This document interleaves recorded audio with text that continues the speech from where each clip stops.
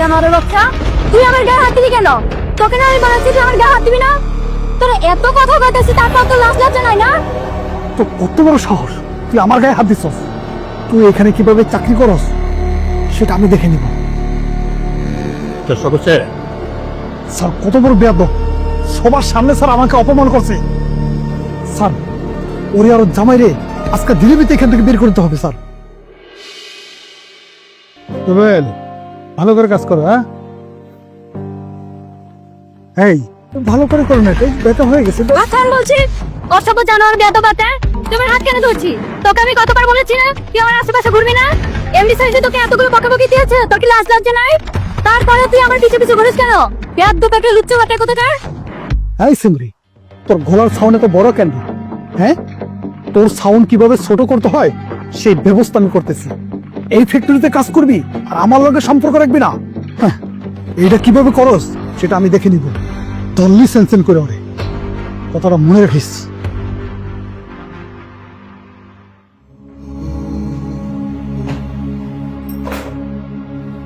কি হয়েছে তোমার? এরকম মোবাইল ফেলাইতে আসো, ব্যাগ ফেলাইতে আসো, কি হয়েছে?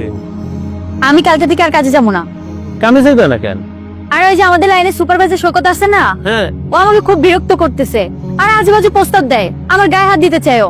এই সমস্ত লোকের সাথে আমি কাজ করতে পারবো না, আর তুমি আর আমাকে কাজে যেতে বলবা না।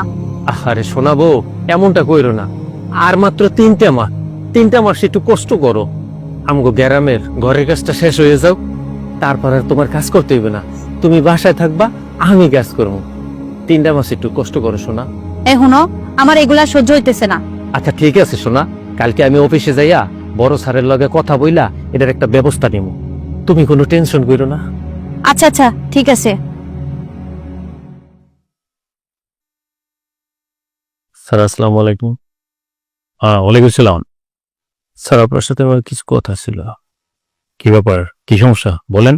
12 নম্বর লাইনের যে ফ্লোরে কাজ করে আমার ওয়াইফ লামিয়া, হ্যাঁ, ওই যে আমাদের সুপারভাইজার শওকত আছে না, ও খুব ডিস্টার্ব করে স্যার। এর আগেও মনে হয় একবার আপনাকে কমপ্লেন করছে। ও স্যার চাকরি করতে চাচ্ছে না। আমি আজকে জোর করে চাকরিতে নিয়ে আইছি। আমরা গরিব মানুষ, গ্রামে ছোট্ট একটা ঘর দিছি স্যার, এখনো কমপ্লিট করতে পারি নাই। আমরা জামাই বউ দুইজনে মিলে যদি চাকরি না করি, গ্রামে ঘরটাও কমপ্লিট করতে পারবো না স্যার।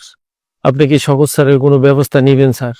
আর যদি না নেন স্যার, তাহলে আর কি করবো স্যার? আমাকে চাকরি চাইলে চলে যেতে হইবে স্যার। ঠিক আছে, আমি দেখতেছি বিষয়টা। যেতে হবে না আপনি কোথাও, জামাই বউ দুজন মন দিয়ে কাজ করেন। ঠিক আছে স্যার, আসসালামু আলাইকুম। ওয়ালাইকুম আসসালাম।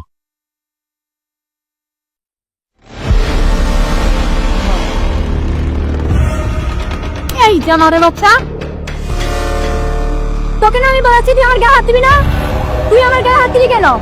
তোর এত কথা কইতেছি তারপর তো লাজ লজ্জা নাই না? তো কত বড় সাহস, তুই আমার গায়ে হাত দিছস? তুই এখানে কিভাবে চাকরি করস সেটা আমি দেখে নিব।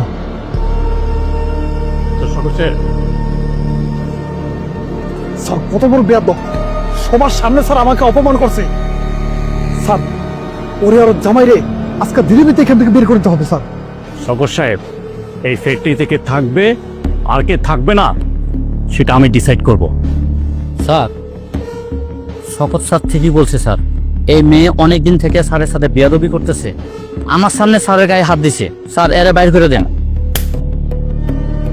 চামচামি করছ? হ্যাঁ, কয় টাকা ঘুষ খাইছস? বের হ।